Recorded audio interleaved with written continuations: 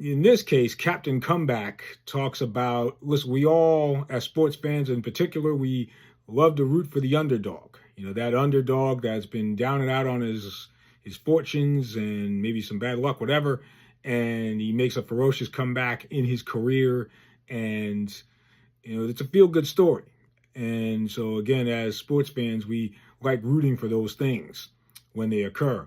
And back in the day, way back when, comebacks weren't as prevalent as they are today. Nowadays, you're seeing a lot more comebacks in professional sports and all of the different sports that are out there. You're seeing a lot more comebacks that you weren't seeing way back when, because nowadays, of course, offenses are certainly more prolific and more potent in the sports of today.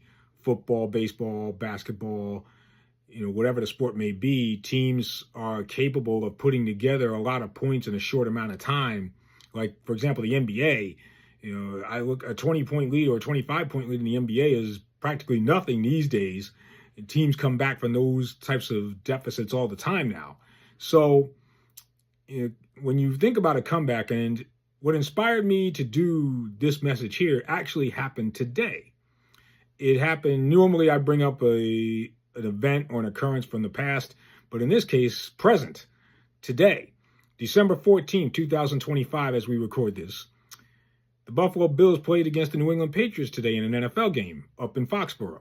And New England went into the locker room at halftime with a 24-7 lead. So I'm sure they were feeling pretty good about themselves. They were the favorites to win this game at home. They were leading, or still leading, the AFC East Division, trying to put that away. And 24-7 lead at halftime, got to be feeling pretty good.